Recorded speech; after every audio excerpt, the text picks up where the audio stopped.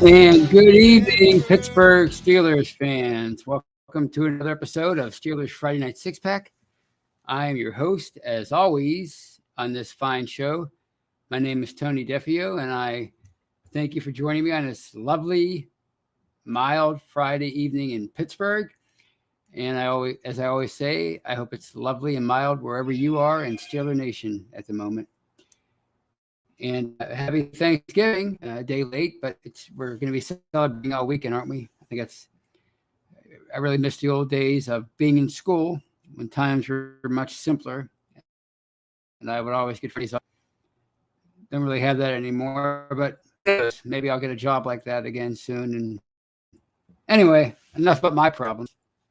Before I continue with tonight's broadcast or streaming show, I want to please encourage you to like and subscribe to our Behind the Curtain YouTube channel. We bring you live shows each and every day, including this show. If you were tuning in earlier on Friday, you saw the Touchdown Under program with friends from Australia, Maddie Deverell and Mark. Over the weekend, we have We Run the North with Kevin Tate and his friends. We have State of the Steelers with Daniel J. We have the Steelers post-game show. Actually, that'll be on Monday, but we have that usually on Sundays or Monday in the case of this coming Monday against the after the Colts game. On Mondays, we have The Hangover with Brian Anthony Davis, Shannon White, and yours truly. This week, that'll be on Tuesday. And, we have the Scobro Show with Dave Schofield, Rich Schofield. We have Know Your Enemy with Jeffrey Benedict and Shannon White. We have Preview every Thursday with Dave, Jeff, and Brian. I think that's all the live shows. You can catch all those live shows also live on Facebook. And if you're watching me right now on Facebook, you know that, and you're probably saying something really mean. It's Facebook. That's what happens on Facebook. It must be the algorithm. I don't know. It's in the design. But hello on Facebook, and I hope you're not saying anything mean, really. I'm just kidding. Yeah, right. Anyway, you can catch all those shows also after the fact on any audio platform of your choosing, wherever you can find podcasts. Anywhere online, you can find Behind the Steel Curtains podcast crew. So please check that out. And check out Behind the Steel Curtains audio-only podcast, including Let's Ride with Jeff Hartman, The War Room with Maddie Peverell, Bad Language with Brian Anthony Davis, from the Cutting Room Floor with Jeffrey Benedict, The Stat Geek with Dave Schofield, What You's Talking About with Kyle Kreis, The Steelers Fix with Jeremy Betts and Andrew Wilbar. We just have so many shows for you. So please check it out.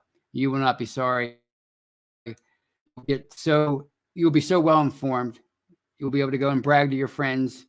Or not brag to your friends. I wouldn't brag. I would just work your Steeler knowledge into any conversation. Maybe you're trying to find a date.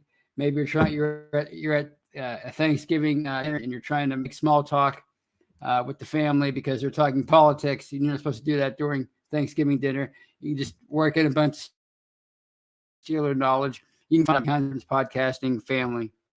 And also check out Behind the Steel Curtain, the website. We bring you news, we bring you commentary, film breakdown. Anytime there's something huge, anytime there's something small, we bring it to you. And it's the hardest working Steelers site on the internet, in my opinion. So please check it out.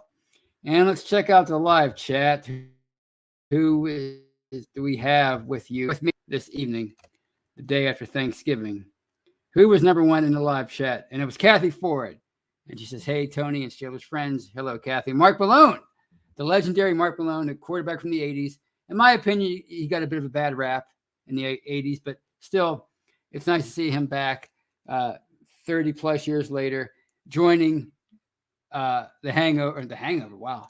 Joining the six-pack every Friday night. He's such a fixture now. Jared Devil's with us, always a fixture, too. George Teston, speaking of fixtures. You're all fixtures. Brian Brown, Mark Tobin, Justin, who is a far too infrequent guest of ours. But hello, Justin. She says hello Tony and Steeler Family. George Hoover, that's a new one from YouTube. Daniel Red from Facebook.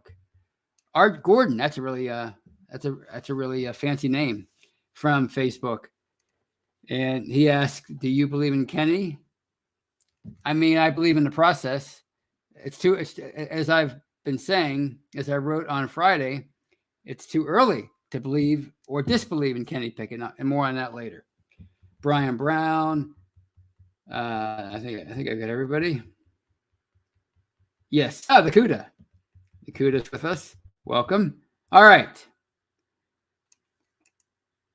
I'll get this question out of the way right away since Brian Brown is asking it. Then I'll get into my spiel. And he asks, Tony, do you think this is Anthony McFarland's last chance to show the Steelers something? I mean, I think they pretty much know what they have in him. I think they really like Jaylen Warren, and of course, Najee Harris is their guy. So I think McFarland's just here as kind of like a filler until Warren gets healthy again. That said, I mean, if he has a big game, he could put himself back on their radar. I never say anybody is on their last chance. First of all, he's only in his third year. So, I mean, he made the team the first 2 years. Then he was cut and signed to the practice squad. Now I guess he's back, or he will be back. I'm not sure. The injury report on Friday was incomplete. I don't think they ruled anybody as out. If I am mistaken, please inform me of that live chat. I checked the injury report, which was released about 7 or 8 hours ago, and it didn't say anybody was listed as out. So I don't know yet about Jaylen Warren. He has a hamstring injury, but I don't think it's McFarland's last chance. I think if he doesn't perform well in this, if he gets another chance, he'll probably just go back to the practice squad, and they'll keep bringing him back until they've decided that they're going to move on from him. So, all right, let's start things off by talking about a little bit about last Sunday's game. Kind of depressing 37-30 loss to the Bengals at Acrisure Stadium. It was one of those games where I really thought, kind of like the Dolphins game a few weeks earlier, I really thought they were going to win this game. After beating the Saints and improving, quote unquote, to 3-6, I kind of thought, well, if they're going to make a move, and these kind of things always happen under Mike Tomlin, they do make a move eventually. I figured it would happen starting with the Bengals game, because I mean, if you're going to make a move, it's going to have to happen, as my old boss used to say, toot sweet, which means right away. But it didn't happen. The move, at least not last Sunday. It was an entertaining game, probably the most entertaining game of the year since the Week 1 game against the Bengals. I guess these two teams really enjoy playing each other, because it was certainly the most exciting game that they played since Week 1 against Cincinnati. And, I thought the offense looked pretty good, at least in the first half. Kenny Pickett looked sharp. Najee Harris looked good again for a second week in a row. But things kind of petered out in the second half for the offense. And they only put up 10 points in the second half, which usually is pretty good, but for them, for this offense, it's pretty good. But it wasn't enough on Sunday. The Bengals offense was, I thought, brilliant. I thought Joe Burrow was brilliant. Obviously, T. Higgins, who, as we talked about last week, was elevated to their top receiving weapon in the absence of Jamar Chase. He had a phenomenal game. He was pretty much unstoppable, pretty much uncoverable. Is that the right word? 9 catches for 148 yards. And, he was a problem all game for whoever was covering him. But especially Arthur Millette, who just had his hands full. And let's be real, Arthur Millette should not be covering a receiver the caliber of T. Higgins. He's more a role player. He's a poor man's Mike Hilton. And really, Mike Hilton is much better in coverage than Arthur Millette, who really is not good in coverage at all. I don't think he's more of in the box kind of guy, high energy kind of guy, sticks his nose in there, not afraid to get himself dirty and bloody, but he's not a cover guy. And the Bengals found a way to match him up on Higgins time and time again. And it was just a long day for him, but a long day for the defense in general. I think the defense in many ways played its worst game since the Bills game. I mean, the Bengals, they turned the ball over a couple of times, but by and large, the Bengals had their way with the defense all afternoon. Joe Burrow, he was hit 7 times and he was sacked twice, but he looked well the entire day. I mean, he made some passes that really, truly elite quarterbacks can make. Only truly elite quarterbacks are capable of making. And of course, he was the number 1 pick in 2020. 2020. So obviously, he has that kind of talent, and it was on display all afternoon. And the Steelers, they did a decent job stopping the run, but they just could not stop Cincinnati's passing game, other than those 2 interceptions. And the second one by T.J. Watt was probably his best play of the season. The leap at the line of scrimmage to pick off Burrow, which was the second time he's done that this year against them. And probably the reason why the offense is getting criticized more than the defense is, well, first of all, that's just how we do it in Pittsburgh, in Steeler Nation. And second of all, Watt's interception was deep in Cincinnati territory, but Pittsburgh couldn't capitalize on it in the form of a touchdown. Instead, they had to settle for 3 points on Matthew Wright's right foot. And, of course, the Bengals just ran away with it after that, and again, won 37-30. So that leaves Pittsburgh at 3-7. They're in last place in the division. They have 7 games left. They are 2 losses away from their first losing season since 2003, and the first losing season under Mike Tomlin, who's been the coach since 2007.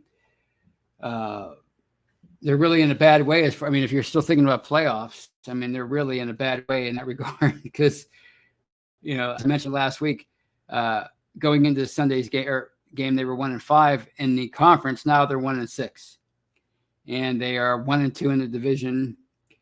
And above and beyond anything else, to repeat, you're 3-7 overall. So it's, regardless of what you want to talk about tiebreakers, they're just really on the cusp of being eliminated, maybe not officially, but realistically, from having any kind of first of all, a winning record and a season that at least keeps them in the hunt for the playoffs up until the end, which is what we're all familiar with around here, but it doesn't look like that's in the cards this year.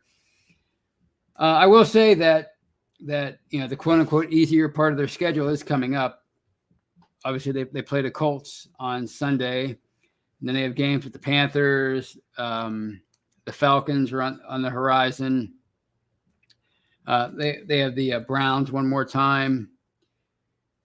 They have the Ravens twice. So that's kind of like if they can get close to 500, they can maybe make some noise there against the Ravens. But let's be real. When we talk about an easier schedule, those teams that they're playing, the Colts, the Browns, the Falcons, the Panthers, they're all thinking the same thing about Pittsburgh. Wow, that's a game we should win, quote unquote. So it's like who's the sacrificial lamb and who's the cream puff and who's the favorite team.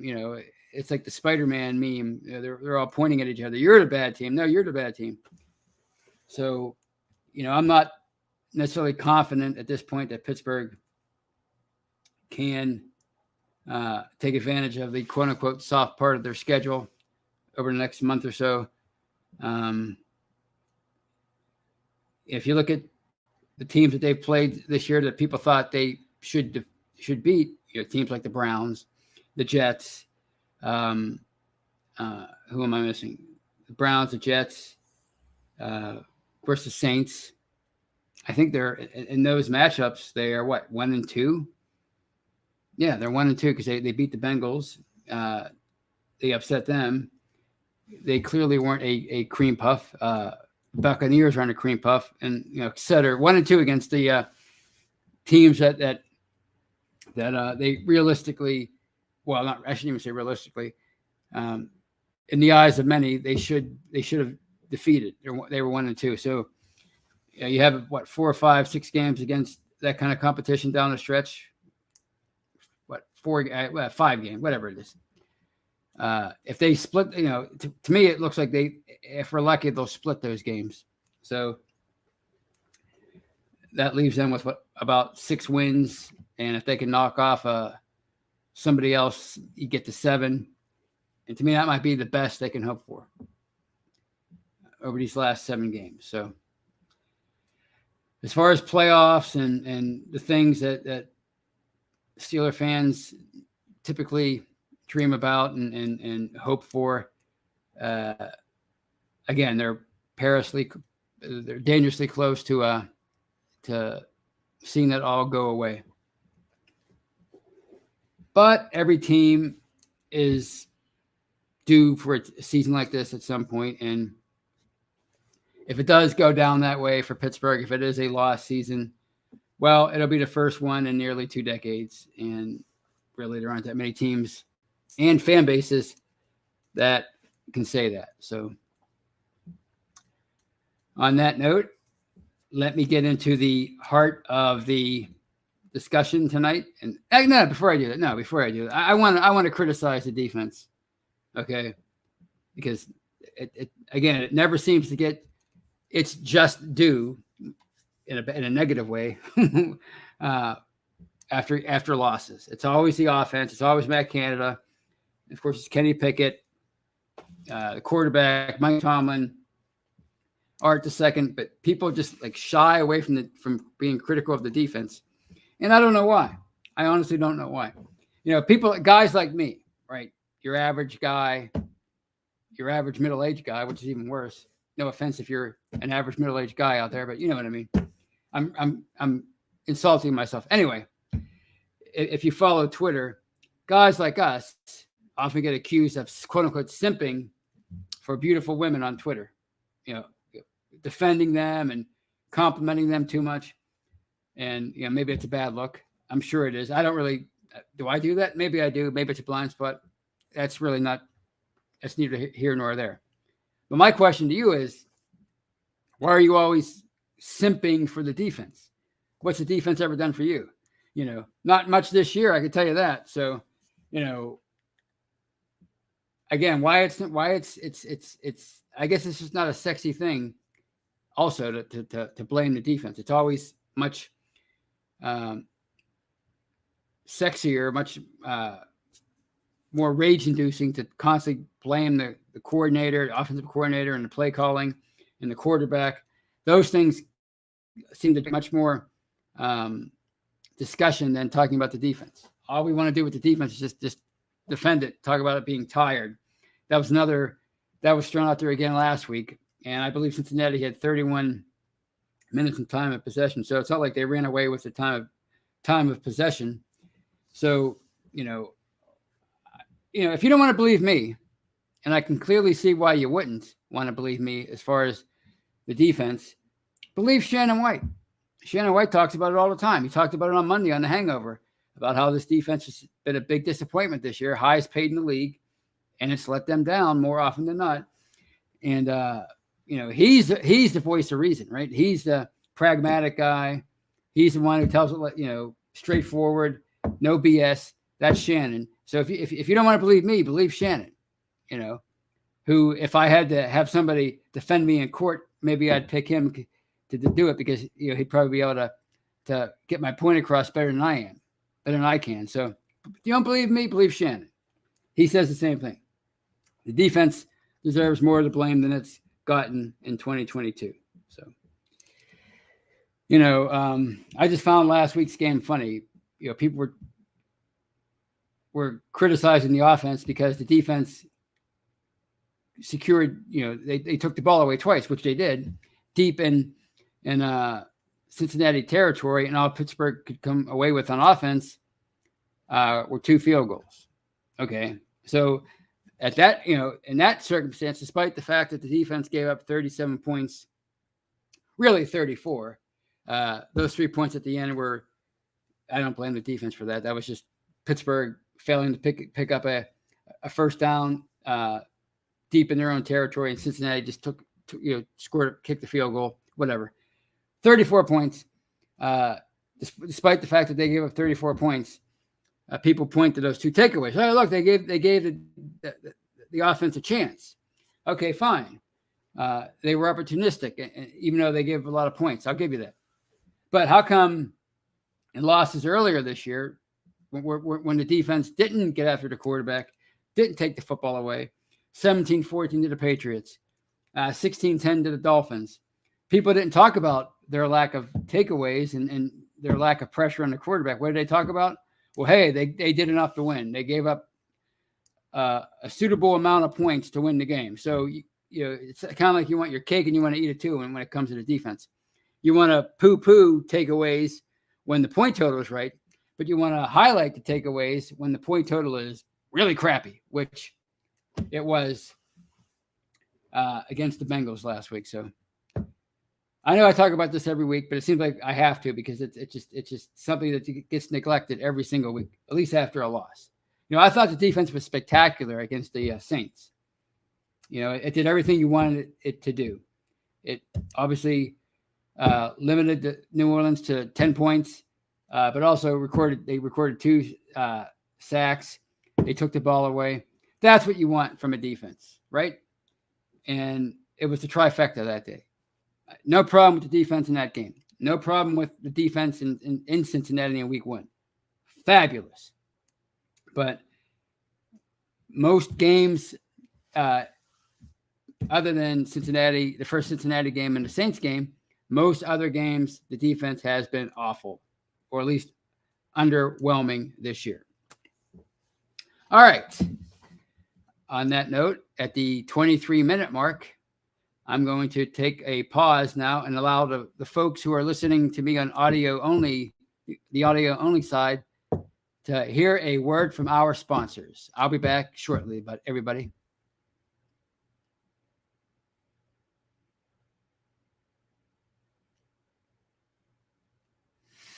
And welcome back, kids. Welcome back to the second half, the post-break portion of this episode of Steelers Friday Night Six Pack. I'm your host, Tony Defio, and I thank you for being with me on this fine Friday night, for sticking with me after the break, and for being here to talk about a 3-7 football team. There's 58 in you in the live chat right now on a Friday night on Thanksgiving weekend. That tells me that you're passionate about the Steelers, and I can't blame you for that because I am too. And sometimes passion comes out in the form of negative reactions, which is understandable. After all, fan is short for fanatic, and I think we all are that to a certain degree. And that brings me to the main topic of tonight's show, and that's Kenny Pickett. And I talk about Kenny Pickett every week. We all talk about Kenny Pickett because that's just what we do. Quarterback's the sexy position. It's the most high-profile position in all of team sports. It's the most scrutinized position in all of team sports. It's the most celebrated position in all of team sports. So naturally, we're going to talk about it each and every week, especially when you're talking about a rookie quarterback in one Kenny Pickett, who, let's be real, has struggled this year. I think in fairness to Pickett, he has shown some tangible qualities as a quarterback. People always, that's a new thing now. When people criticize Pickett, they say, well, the only compliments anybody ever gets Pickett are about his intangibles, about his moxie, his fire, his confidence. What about the physical side of it? Well, I think you see that every week. He does make a throw or two or three every game that makes you go, there's some potential there. He does put a ball on the money. He does thread the needle. He does that every week, where he gives you hope that there's more of that to his game. So, there have been some good physical things from Pickett to be excited about through 6+ games, but he has struggled, and the offense continues. Well, with the exception of last week, the offense has mostly struggled under Pickett's leadership. Of course, it's struggled under everybody's leadership this year, but certainly with Pickett, it hasn't gotten much better. Or, in fact, you can say it's gotten worse. And now you're starting to hear more cries, more a debate about whether or not Pickett is the right man for the job as the Steelers' future starting quarterback, their future franchise quarterback.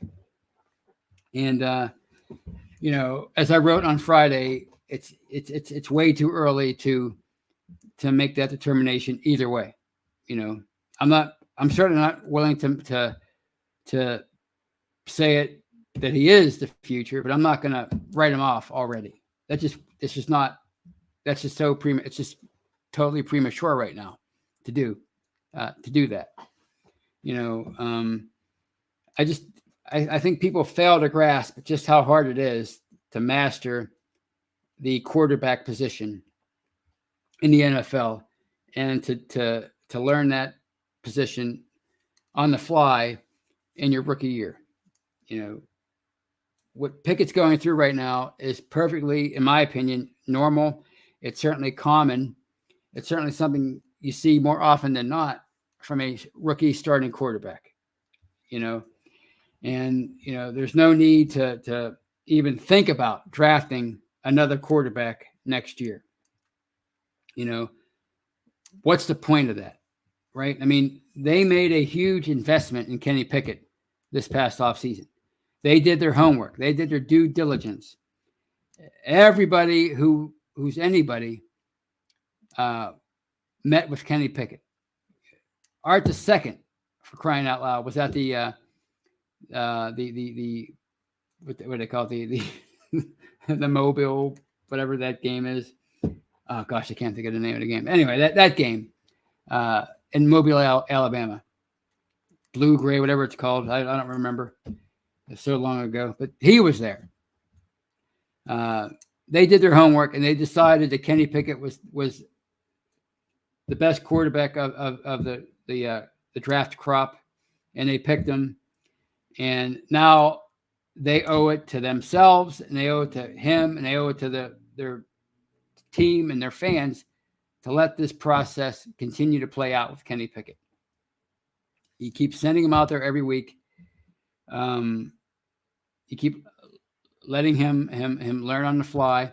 You keep letting him go through the fire, make the mistakes, and see what happens if that same situation crops up again. How does he react? Does he make the same mistake? Does he make a different mistake, or does he make a great play or the right play? They have to keep doing that every week with Kenny Pickett. There's no sense in pulling him out of the lineup right now. I've heard that talked about. Jerry Dulac mentioned that the other day. He brought up the possibility of, it's not the end of the world to bench Kenny Pickett and put in Mitch Trubisky or even put in Mason Rudolph. I've heard that. I knew we would get there sooner or later, and we're finally there where there's a groundswell for people of people asking for or calling for Mason Rudolph to start, and I knew it was just a matter of time. But you don't do that right now, no. And if you do that, what is your end game? To what end would you put in Trubisky or even Rudolph at this point? To try to get back in the race, to win 8 or 9 games? As I mentioned earlier in the show, they're 1-6 in the AFC as far as their conference record. So, even if they go on a roll and win 7 games in a row, they might be on the outside looking in when all is said and done when it comes to tiebreakers. At this point, they almost need a tie to wipe out any tiebreaker. They need to win like 6 of their last 7 games and have one of those have the only non-win be a tie. That's what they need, really, to make the playoffs. Probably. I mean, that's so. What if you pull Kenny Pickett out right now and put somebody else in? Why are you doing that? Because you want to get back in the race? It can't be because you think Kenny Pickett is totally lost and just a train wreck at this point, because he doesn't look like he's anywhere near that stage right now. Is he struggling? Again, yes. But he doesn't look like he's totally just devoid of confidence and the ability to quarterback a game in the NFL, even as a rookie. He doesn't look like he's anywhere close to that yet. Is he missing wide open receivers? Yes. Is he a little too inaccurate for my taste? Of course.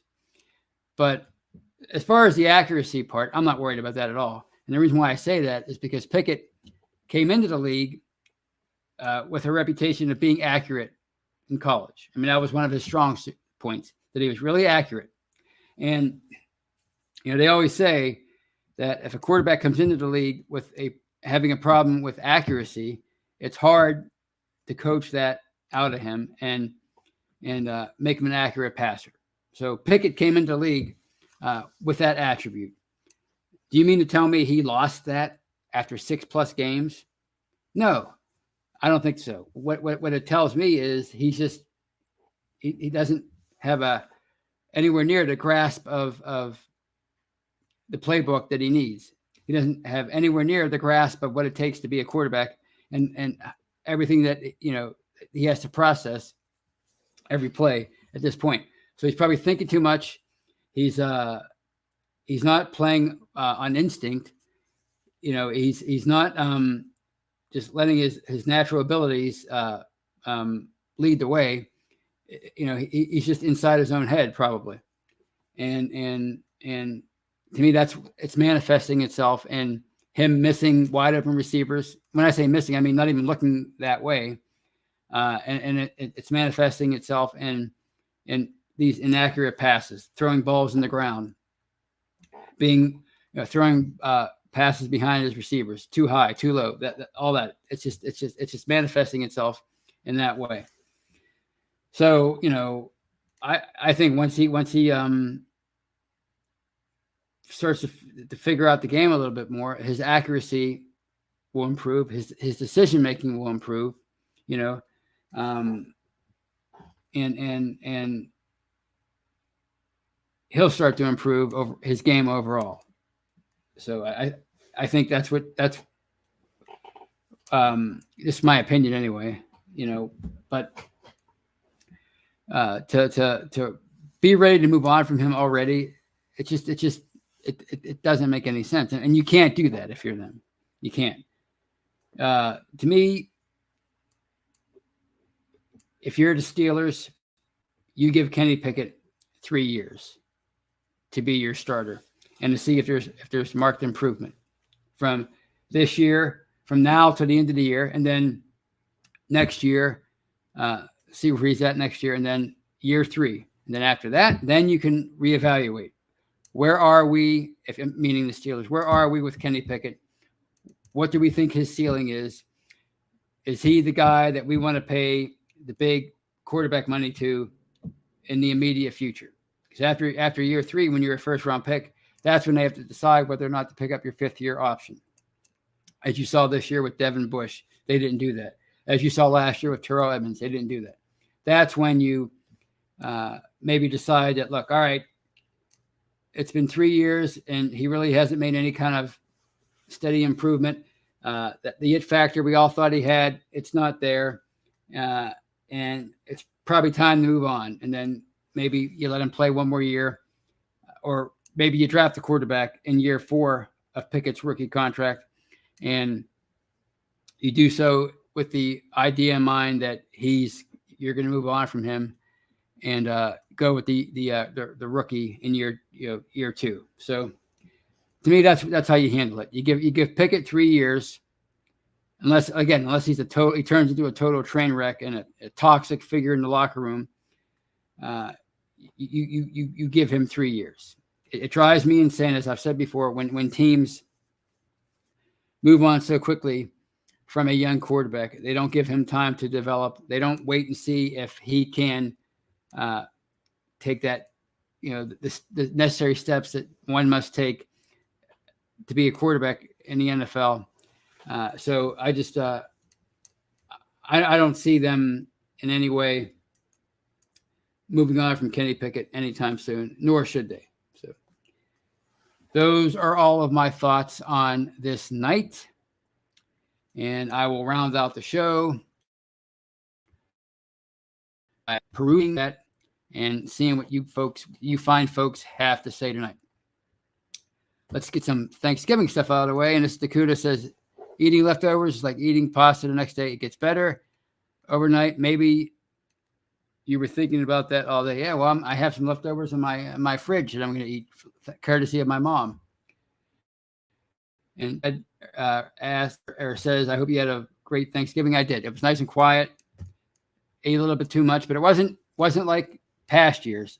My level of overeating this year is far inferior, I guess, to my level of overeating when I was 185.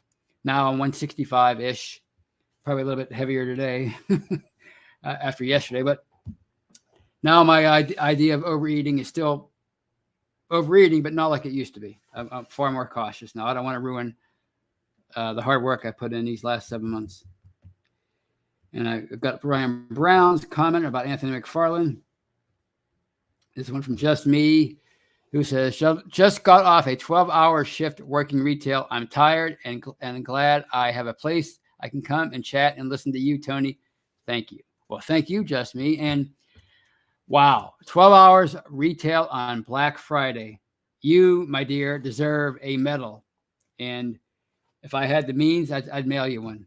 That is what I call above and beyond. 12 hours retail on Black Friday. Yikes. You deserve a break. And I'm glad I'm here to help soften the blow. So you hang in there, Just Me. All right. Steelers Pittsburghers with us, Michael O'Malley. And this one from Kathy Ford. Great minds think alike. And she says of Just Me's day on Friday, you deserve a medal for surviving Black Friday and 12 hours. Exactly. John C. is with us. Welcome, guys. Wow, I'm really got some old comments I got to get to. All right, let's see. Here's one from George Hoover about the draft. And he says, if the Steelers finish in top 5, in the top 5 or bottom 5 for the draft, they better take a left tackle and the best cornerback on the board. Yeah. And I'm wondering, what is more pertinent for them right now? Obviously, they went out and they got William Jackson. They traded for him a while ago. Of course, he's on IR now. But so you really don't know about him yet. Of course, he's basically a journeyman at this point. Killer Witherspoon has been so hit or miss since he became a Steeler, and he's been hurt the last several weeks. Levi Wallace has been okay.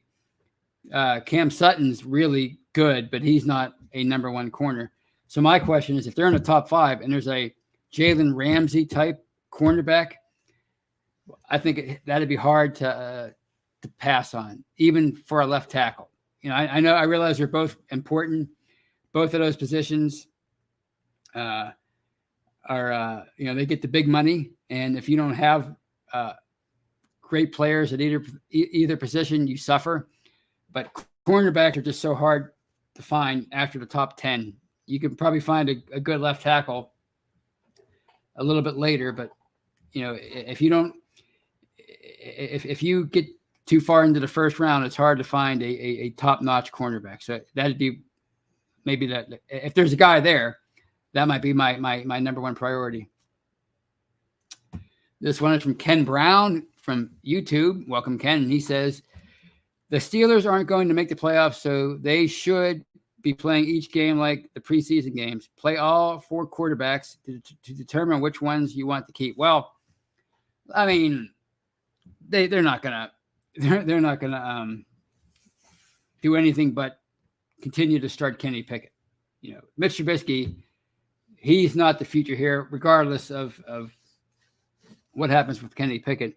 And Mason Rudolph, why in the blue heck would Mason Rudolph want to come back here next year? There's just no way. I mean, the guy wants to leave and go somewhere where he could be a legit, or he would have a legit chance of starting. He's not going to have that here. So, to me, you keep playing Kenny Pickett, barring injury. Ron Schultz from Facebook. Welcome, Ron. And he says, offense must be rebuilt. They are currently demoralizing the defense with all the 3 and outs. I mean, I hate to absolve, I'm not going to excuse the defense for its poor play this year, or at least its subpar play this year. But the offense definitely does need a lot of work. And it is being rebuilt, really, in a lot of ways. It's so young. Everybody on the offensive side is young and mostly on their, with the exception of Daniels and Mason Cole, they're and I guess Shooks too. They're on their rookie deals, right? Well, no, Deontay Johnson just signed a new deal, but they're all young, right? And they're all unproven. So the offense is being rebuilt, but obviously it needs more rebuilding needs to take place, and it's probably going to be in the form of more linemen being infused into that unit next year via the draft. This one is from Michael O'Malley. You have to take a cornerback top 10, but Tomlin can't draft a cornerback. He isn't capable of it. Well, I'm glad you said that, because I was going to bring that up earlier. He's been incapable of drafting a cornerback so far in his tenure as the coach, because, I mean, their one chance at drafting in the top 10, they had to move up to do that, and they drafted Devin Bush, that was a priority for them. As I said earlier, I think Pittsburgh's biggest problem with drafting cornerbacks under Mike Tomlin is never having a premium pick to do so. Because usually, with some exceptions, usually those top guys go in the top 5 or 10. Jalen Ramsey, those kind of people. Every now and then, maybe a Marcus Peters will slip like closer to 20. But that guy had to be like a total jerk in college and get kicked off his college team to fall that far. A Marcus Peters, who's not a total tool, which he kind of is, probably gets drafted in the top 5 or 10 in most years. So, like I said, the premium draft or the premium corners usually don't last to the portion of the draft where people like teams like the Steelers draft. And that's why you have to set up for an Artie Burns or hope that a William Jackson III falls you. And it turns out he was no bargain either. So, and the CUDA 70 says Mason Rudolph. Mason Rudolph has the best job on a team, makes over $4 million a year and a free lunch every day. Why would he want to leave? Because he's a competitor. I mean, obviously he's making good money, but he'd make even better money as a starter, and he'd get the recognition of being a star in the league if he takes it to that level. Plus, I mean, again, if somebody's just content with with not even dressing on game day, then that's probably somebody who doesn't even belong in the league, because they're probably, their priorities are all askew. So there's no question in my mind that Mason Rudolph has the fire to want to prove to the world that he can start, and maybe, if he does get a good shot in with another team and he doesn't take advantage of it, then maybe he'd resign himself to the reality that, okay, look, my lot in this league is as a back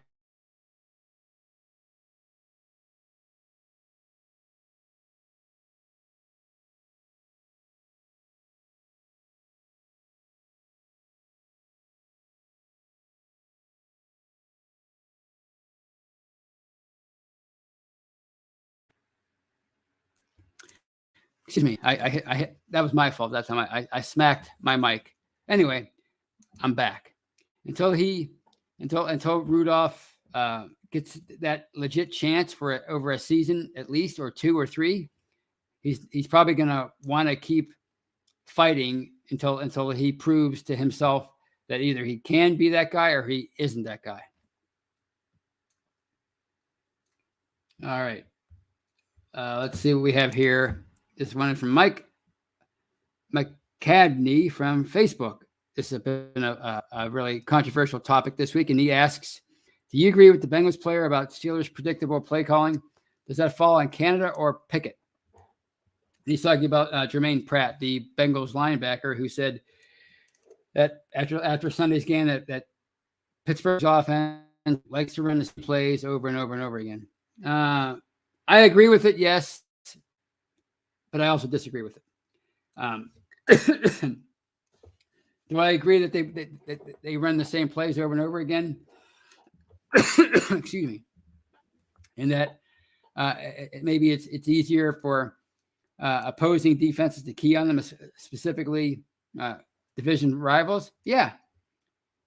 But most teams run the same kind of plays over and over again. They just have different variations of each each formation they run out there, each personnel grouping they run out there. They have different formations and different play calls, several play calls for each formation, depending on the look that the defense gives them.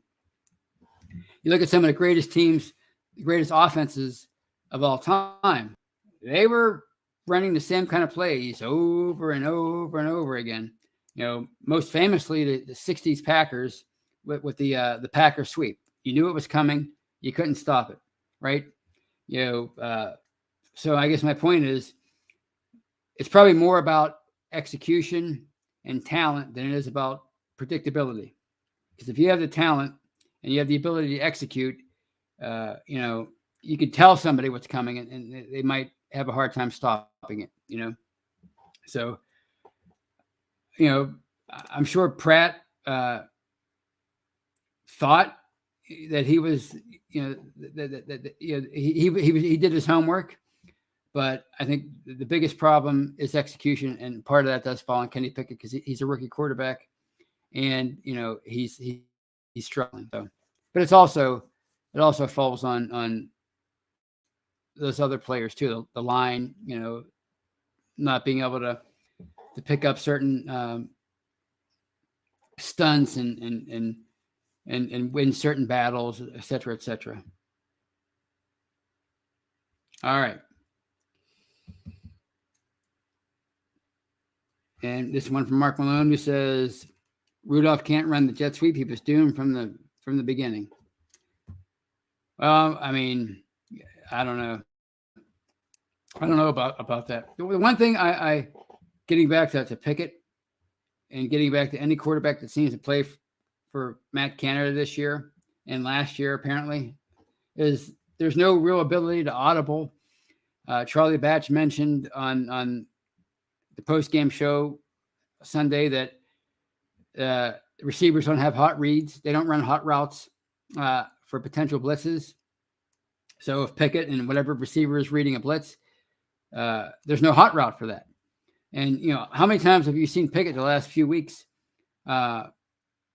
avoid a blitz, roll to his left, roll to his right, whatever, but seemingly have nobody to throw to, and he winds up just like running to the sideline and tossing the ball out of bounds? To me, that might be indicative of not having a hot route, a hot read, and just the receivers have to run the routes that they run, and if they're not open, all you can do is throw the ball out of bounds.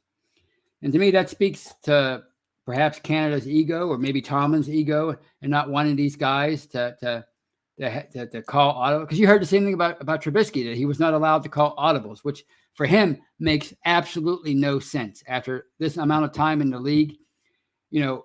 Seriously, I mean, what has Matt Canada done up to this point in his career to warrant the sovereignty of, I don't want you changing my plays? I mean, have a resume first, then maybe you can tell even your rookie quarterback that he can't change the plays. All right. On that note, I got fired up there. It's Matt Canada. That's what he does to people. But on that note, I'm going to call it a night. Don't forget to keep checking back over the weekend to Behind the Steel Curtains YouTube channel, Facebook page, but more importantly, the audio side, because that's where we have all of the content on the audio side. So please check that out. Check out the website. We're going to keep bringing you news and content all throughout the weekend. And check back on Monday for any last-minute news about the Steelers before they take on the Colts on Monday Night Football.